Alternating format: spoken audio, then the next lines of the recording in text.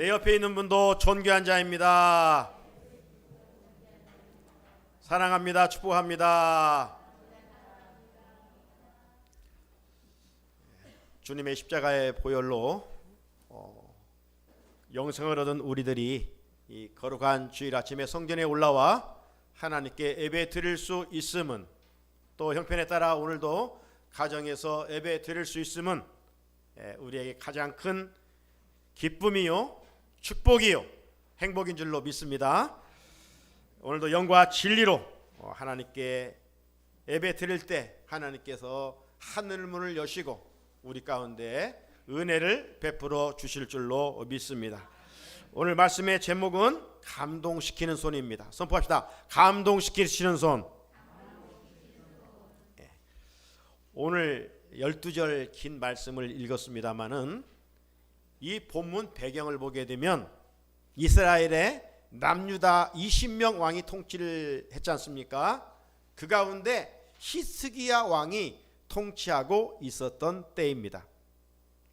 이 히스기야 왕의 아버지는 아하스 왕이었는데, 이 아하스 왕 아버지는 여호와 앞에서 정직하지를 못했습니다. 그 이유는 하나님께서 싫어하시는 우상을 만들어서 섬겼기 때문입니다. 역대하 28장 2절 말씀을 보면 이스라엘의 왕들의 길로 행하여 바알들의 우상을 만들고 라고 그랬어요. 하나님이 싫어하신 우상을 만들어 히스기야 왕 아버지가 섬겼다는 거예요. 여기에서 멈추지 아니하고 28장 24절 25절 말씀에 가보게 되면 아하스 왕은 하나님의 전의 기구들을 다 부숴버리고 성전에서 예배드릴 수 없도록 문을 닫아버리고 성전 뜰에 온갖 신상들 산당을 세워서 하나님의 큰 진노가 임할 수밖에 없었던 그런 일을 하게 됐습니다. 참 아버지는 똘광 같은 그런 존재예요. 하나님이 정말 싫어하신 것을 골라 했던 아버지 아하스 왕이었는데 어찌 된 일인지 아들 히스기야는 아버지의 길을 따르지 아니하고 유다 20여 명 왕 중 한 5손가락에 들만한 선왕의 길로 행했던 것을 성경은 보여주고 있습니다. 이 히스기야 왕은 25세에 왕위에 올라 29년 동안 통치를 하게 됩니다. 가장 먼저 왕위에 올라 했던 것은 다른 게 아니라 이스라엘 전역을 영적인 토양으로 만드는 작업을 하게 됩니다. 왜냐하면 아버지가 그동안 이 성전을 다 우상화 작업을 해버렸기 때문에 다시금 하나님 앞에서 백성들이 하나님을 잘 섬길 수 있도록 영적인 토양 작업을 하게 되는데, 이 닫혔던 성전문을 열고 성전을 수리하게 됩니다. 제사장들과 레인들을 모아서 성소에 그 더럽혀졌던 것들을 청소를 합니다. 얼마나 그동안 더럽혀졌던지 무려 청소하는 시간이 성경에 보게 되면 16일간 청소를 했다고 그랬어요. 히스기야 왕이 성전 정화 작업에 우선순위를 둔 것은 아버지 때에 백성들이 하나님의 말씀을 떠나 우상 숭배를 한 결과 무서운 하나님의 진노, 맹렬한 하나님의 진노가 임했던 것을 알고 있었기 때문이었습니다. 히스기야는 영적으로 깨어 있었던 사람이에요. 영적인 분별력, 영적인 통찰력이 있었던 사람이었어요. 왜 하나님의 진노가 이 땅 가운데 임했는가를 바로 알고 있었던 사람이었어요. 그래서 히스기야는 여호와의 진노가 떠나기를 바라며 더럽혀진 여호와의 성전을 청결 작업을 하게 됐던 것입니다. 성전을 성결케 한 후에 히스기야 왕은 성전에 올라가 짐승을 잡아가지고 나라와 성소와 유다를 위하여 속죄 제물을 드리고 제사장들로 하여금 짐승을 잡아 그 피를 제단에 뿌리고 하나님께 제사를 드리도록 하였습니다. 여러분, 예배를 드리다가 중단됐다가 다시 드릴 때 얼마나 그 설레임과 기쁨과 감격이 있습니까? 히스기야 왕이 그랬던 것 같아요. 그래서 히스기야 왕이 이렇게 하나님께 성전을 다 새롭게 봉헌해서 드린 후에 제사를 드리고 너무 감격하고 기뻐서 하나님께 찬송하며 예배를 드렸어요. 그 내용이 역대하 29장 30절인데요. 히스기야 왕이 귀인들과 더불어 레위 사람을 명령하여 다윗과 선견자 아사베시로 여호와를 찬송하게 하며 그들이 즐거움으로 찬송하고 몸을 굽혀 예배하니라. 사랑하는 성도님 여러분, 하나님께서 우리를 구원해 주시고 베드로의 고백처럼 우리를 왕같은 제사장으로 세워주셨습니다. 여러분, 왜 세워주셨을까요? 이제 신앙생활 오래 했으니까 계급장 하나 다뤄준 것인가요? 아니죠. 하나님의 은혜를 기억하며 히스기야 왕처럼 하나님이 싫어하시는 우상을 다 제거하고 하나님을 찬송하고 예배하라고 세워주셨습니다. 따라서 성도의 본질은 뭐예요? 찬송과 예배하는 일입니다.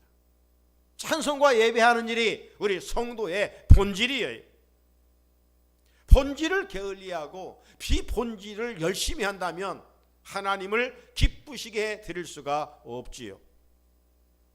하나님은 우리들이 많은 봉사하기를 원하는 것이 아닙니다.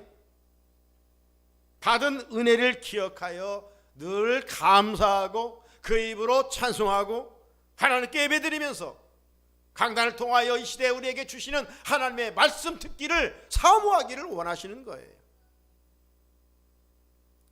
좋은 편을 택하기를 하나님은 원하시는 거예요. 어느 날 예수님께서 베다니에 살고 있는 이 마르다와 마리아의 집을 찾아가십니다. 이때 언니였던 이 마르다는 예수님이 오셨으므로 예수님을 잘 대접할 마음이 있어 즐겁게 음식을 만듭니다. 여러분이 사랑하는 사람 대접하려고 음식을 준비한다면 마음에 기쁨이 있잖아요. 피곤함을 모릅니다. 그냥 즐겁습니다. 마르다가 그랬어요. 열심히 콧노래를 부르면서 음식을 준비하다가 잠깐 고개를 들어서 보니까 동생 마리아가 예수님의 발 앞에 무릎을 꿇고 앉아 거기에 말씀 듣고 있는 거예요. 자, 그 순간 이 마르다의 마음에 동생이 미워지는 그런 마음이 찾아왔어요. 그래서 마르다는 예수님께 원망 섞인 말을 합니다. 누가복음 10장 40절을 보면 주여 내 동생이 나 혼자 일하게 두는 것을 생각하지 아니하시나이까 그를 명하사 나를 도와주소서 하소서. 예수님은 마르다야, 그때 예수님이 이렇게 말씀하시죠.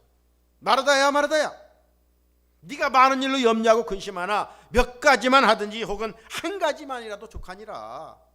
마리아는 이 좋은 편을 택하였으니 빼앗기지 아니하리라 하시니라. 이 말씀에서 예수님은 이 봉사와 섬김을 하찮다고 말씀하는 것이 아닙니다.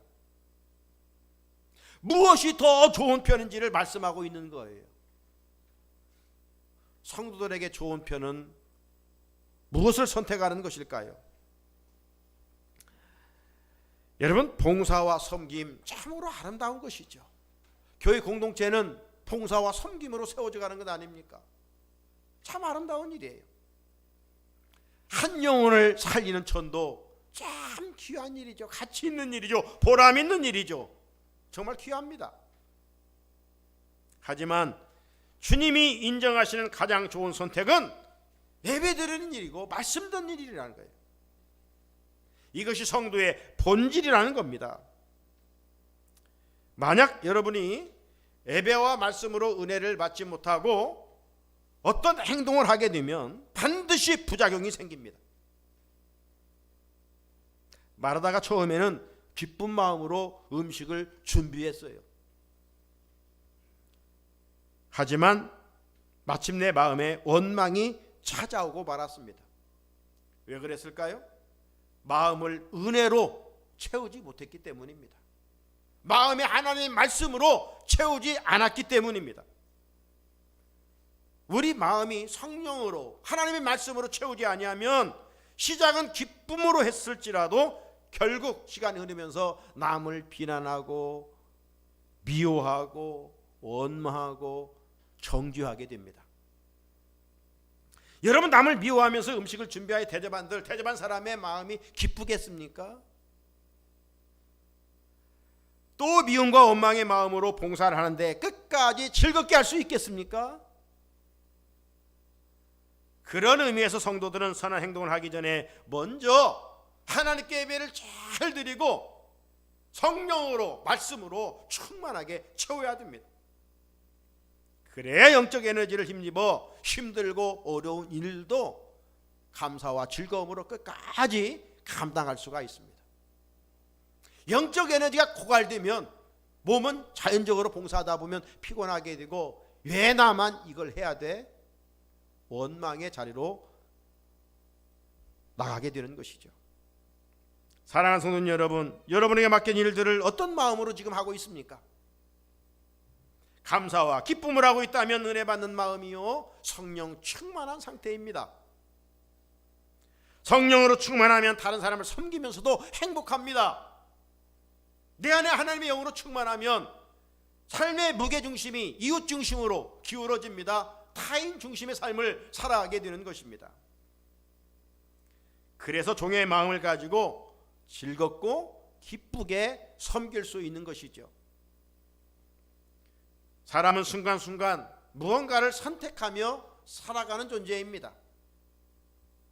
어떤 것은 잘 선택했다고 스스로 자신을 칭찬할 때도 있고, 어떤 일은 해놓고도 내가 왜 그 순간 그걸 선택해서 했지? 막심하게 후회할 때도 있습니다. 매사 우리의 선택 기준은 내 생각이 아니라 주님의 편에서 주님이 좋아하시는 편을 선택할 수 있어야 합니다. 이런 복된 삶을 살기 위해서는 먼저 성도의 본질인 하나님께 예배 드리는 일과 예배 드리면서 하나님께서 나에게 주시는 말씀을 정금과 같이 꿀송이처럼 달게 받을 수 있어야 합니다. 행동하기 전에 먼저 은혜와 성령으로 충만하여 주님으로부터 마리아처럼 네가 좋은 편을 택하였노라 인정받는 성도들이 되기를 주님의 이름으로 축복합니다. 이 히스기야 왕은 받은 바 하나님의 은혜를 잊지 않고 산 사람입니다.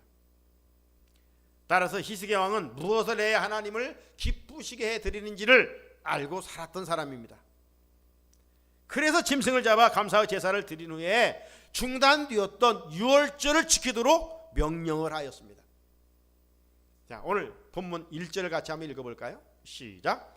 히스기야가 온 이스라엘과 유다의 사람을 보내고 또 에브라임과 므낫세에 편지를 보내어 예루살렘 여호와의 전에 와서 이스라엘 하나님 여호와를 위하여 유월절을 지키라 하니라. 아멘.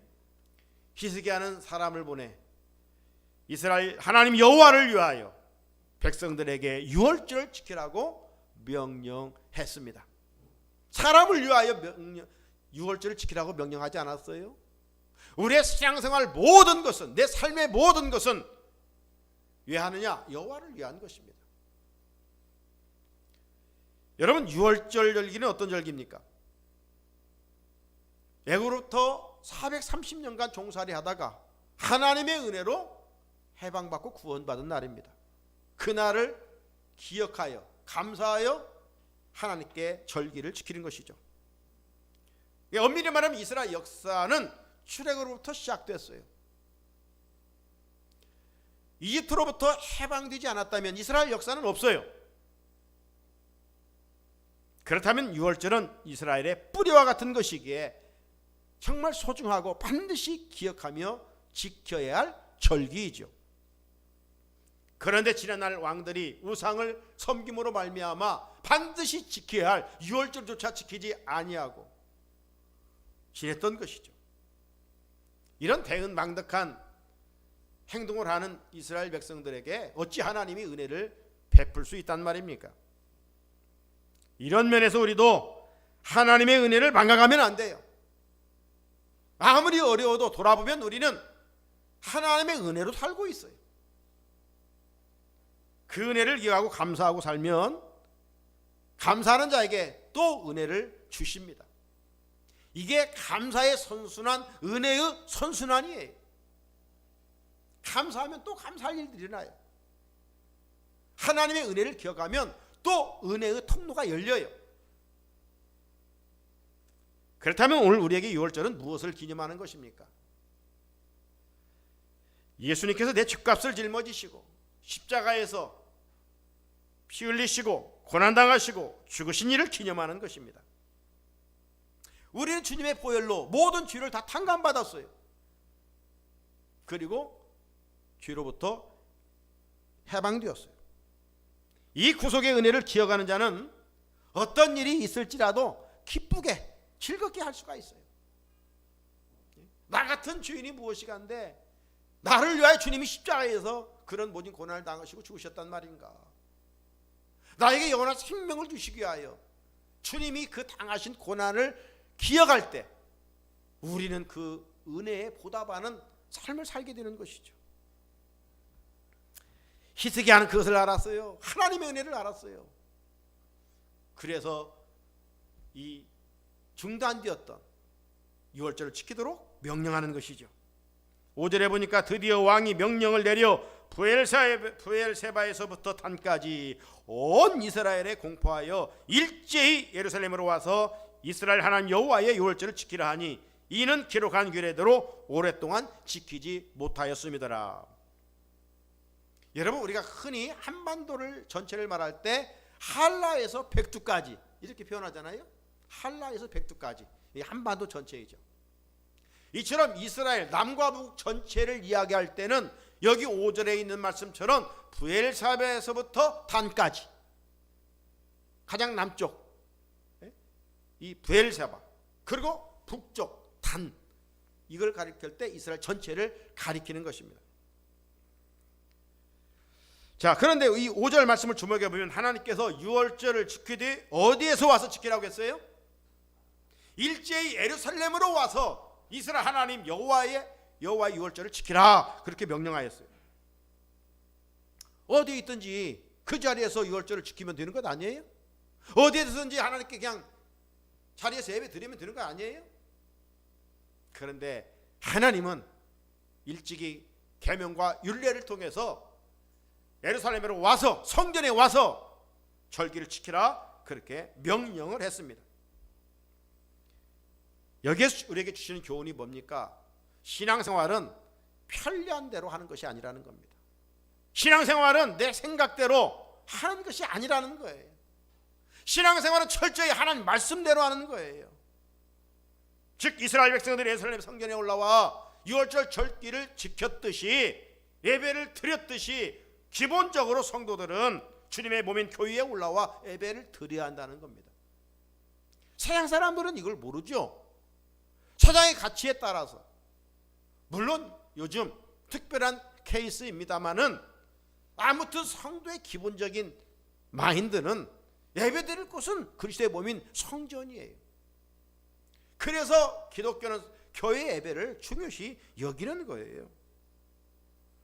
하지만 여기서 끝나면 안 되죠.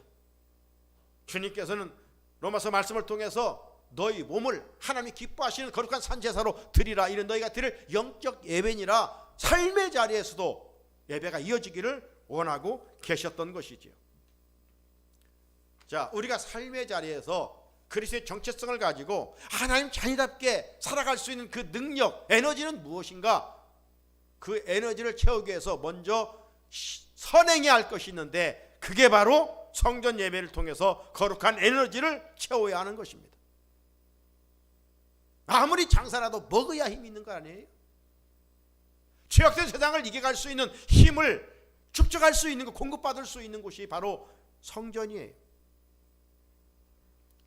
자동차로 먼 길을 가기 위해서는 먼저 기름을 채워 놓는 것처럼 우리가 예배로 은혜를 가득 채워야 세상 유혹에 흔들리거나 넘어지지 않습니다. 말씀으로 충만하지 아니하면, 은혜로 충만하지 아니하면 선한 일을 하면서도 결국은 원망과 남을 비판하는 것으로 끝나기 쉽습니다. 말씀으로 충만하지 않으면 장애물로 인해 멈춰버립니다. 성령으로 그 기름을 가득 채우지 않으면 악한 영의 꾀임에 넘어진다 이 말이죠. 신앙생활은 100m 단거리가 아닙니다. 42.19km 마라톤과 같은 장거리고 그 이상 달려야 됩니다. 성도의 꼬린 지점은 어디예요? 하나님이 부르실 때까지입니다. 그때까지 부름의 상을 위하여 달리고 또 달려야 됩니다. 믿음의 선한 싸움을 싸우고 또 싸우고 끝까지 달려야 됩니다. 신앙생활 하다가 높은 장벽이 있다고 주저앉거나 장애물이 가로막고 있어 힘들다고 포기하면 안 됩니다. 거룩한 마라토너인 성도들은 말씀과 규례 법 안에서 믿음의 레이스를 끝까지 달려야 합니다. 항상 말씀과 은혜의 영적 에너지를 충만하게 채워 삶의 자리에서 하나님의 천의답게 살아갈 수 있기를 주님의 이름으로 축복합니다. 히스기야는 하나님께서 명령하신 유월절을 지키게 되면 백성들이 잃고 살았던 하나님의 은혜를 다시 생각할 것으로 확신했습니다. 동시에 백성들은 지난날에 지었던 허물과 죄도 자백할 것이라고 믿었습니다. 죄를 자백해야만이 여호와의 진노가 떠난다는 사실을 히스기야는 알고 있었기 때문입니다. 8절에 보면 그런즉 너희 조상들 같이 목을 곧게 하지 말고 여호와께로 돌아와 영원히 거룩하게 하신 전에 들어가서 너희 하나님 여호와를 섬겨 그의 진노가 너희에게서 떠나게 하라. 여러분,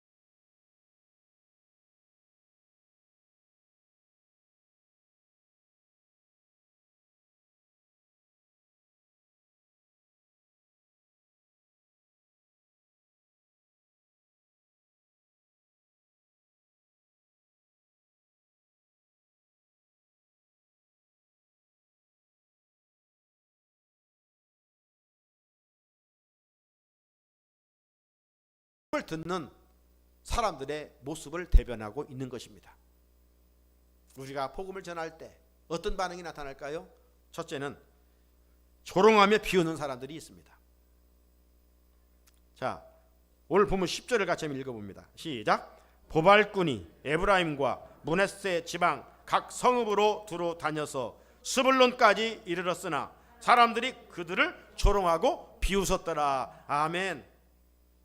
하나님이 명하신 법도와 규례를 지키지 않아 고난이 지금 찾아왔는데도 깨닫지를 못하고 있는 겁니다.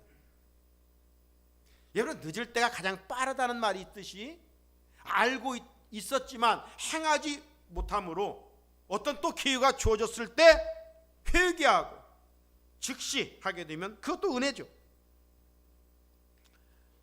부활꾼들이 돌아다니면서 중단되었던 유월절을 지키라고 전했지만 그 말을 듣고 조롱하며 비웃었다는 것입니다. 이 실상은 우리가 죗값으로 마귀로부터 조롱당하고 비웃음거린 된 모습입니다. 그런데 이 수치를 주님께서 십자가를 통해 대신 고난 당하셨다라고 말씀합니다. 마태복음 20장 19절이죠. 이방인들에게 넘겨주어 그를 조롱하며 채찍질하며 십자가에 못 박히게 할 것이나 제3일에 살아나리라. 우리의 못된 모습을 주님께서 십자가에서 다 가려주셨어요. 그 수치를 다 가려주셨어요. 지금 코로나19로 교회는 세상의 조롱거리와 비웃음거리가 되었습니다. 세상 사람들이 교회와 믿는 자들을 혐오합니다. 정말 교회와 그리스도인들이 그토록 잘못했기 때문입니까? 물론 사람인지라 잘못한 부분도 있고 부족한 부분도 인정합니다. 하지만 내면을 살펴보면 그렇지 않습니다. 교회를 통해 확진자가 발생한 것 그리 많지 않습니다. 그런데도 지난날 언론을 앞세워 교회를 비난한 결과 세상 사람들은 매스컴의 영향을 받아 교회와 성도들을 조롱하고 혐오합니다. 왜 이런 조롱하는 일들이 강하게 일어나는 것일까요? 마지막 때가 가까웠기 때문입니다. 베드로후서 3장 3절 먼저 이것을 알지니 말세에 조롱하는 자들이 와서 자기의 정욕을 따라 행하며 조롱한다고 그랬습니다. 말세는 믿는 자들이 세상 사람들로부터 조롱을 당한다는 거예요. 세상을 향한 교회와 성도의 본질은 뭡니까? 예수님을 전하는 일입니다. 복음을 전하는 일이 기쁜 일을 전하는 거예요. 천국과 지옥을 전하는 일이에요. 하지만 세상은 환영하지 않습니다. 보발꾼의 말을 듣고 조롱하며 비웃었던 것처럼 오늘날도 세상 사람들에게 예수 믿고 천국 가자고 하면, 예수 믿고 영생을 얻자고 하면 뭐라고 말합니까? 조롱하죠. 네? 너희들이나 믿어라. 내 주먹이나 믿고 살겠다. 조롱하며 비웃습니다. 세상 사람들이 이렇게 반응한다고 성도들이 복음을 전하는 일을 추적하거나 머뭇거려서는 안 됩니다. 기쁜 소식은요, 품고 있으면 안 돼요. 아니, 기쁜 소식은 품고만 있을 수가 없어요. 사랑하는 사람들에게 알리잖아요. 정말 예수가 내 인생의 최고의 부호와 같은 기쁨이라면 마음에 조용하게 품고만 있을 수 없다는 것이죠. 누가 들어주지 않아도 전하는 겁니다. 가서 전할 때 주님께서 감동시켜 회개하고 돌아와 구원받는 역사가 있기 때문입니다. 보발꾼이 가서 전할 때 조롱한 사람들만, 비웃은 사람들만 있었던 것이 아니에요. 여호와의 손이 감동하는 말만 회개하고 주께 돌아오는 자들이 있었어요. 그래서 둘째로 겸손한 마음으로 순종한 사람들이 있었어요. 오늘 본문 12절을 같이 한번 읽어볼까요? 시작. 하나님의 손이 또한 유다 사람들을 감동시키사 그들에게 왕과 방백들이 여호와의 말씀대로 전한 명령을 한 마음으로 준행하게 하셨더라. 아멘. 보발꾼이 왕의 명령을 전할 때 하나님의 손이 백성들의 마음을 감동시켰다는 겁니다. 이처럼 우리가 예수를 믿어 구원을 얻은 것은 하나님의 손이 터치해 주시는 역사가 있었기 때문 아니겠습니까? 실상 타락한 우리의 본능은 불신자 못지않게 악한 존재입니다. 따라서 막 따라다니면서 살아야 할 비천한 존재들입니다. 그런데 이런 비천한 존재가 하나님의 자녀가 되고 구원받은 것은 무엇으로 설명해야 될까요? 구원은 우리의 행위와는 100% 무관합니다. 구원은 전적인 주님의 은혜요, 성령님의 이끄심입니다. 그리고 그 배후에는 하나님의 감동의 손이 있었기 때문입니다. 이런 면에서 우리는 하나님의 은혜와 하나님의 사랑에 빚진 자입니다. 빚은 반드시 갚아야 합니다. 어떻게 갚을 수 있습니까? 우리가 만왕의 왕이신 하나님의 명령을 받은 이 시대의 보발꾼이 되어 아직도 하나님을 알지 못하고 예수님을 믿지 못하는 자들에게 달려가 복음을 전해야 됩니다. 우리가 순종하고 나갈 때 하나님의 손이 저들의 마음을 감동시키사 회개하고 주님께 돌아와 구원받는 역사가 있을 줄로 믿습니다. 우리 모두 이 시대 주님의 기쁜 소식을 전하는 보발꾼이 되어 죽어가는 영혼을 살려내는 사명자들이 되기를 주님의 이름으로 축복합니다. 하나님 아버지, 하나님의 말씀을 듣는 두 종류의 무리를 살펴보았습니다. 보발꾼이 달려가서 중단되었던 유월절을 지키라 명했을 때 비웃고 초롱하는 무리가 있었는가 하면 여호와 손이 터치하여 감동됨으로 회개하고 돌아와 여호와 절기 지킨 사람들이 있었다고 했습니다.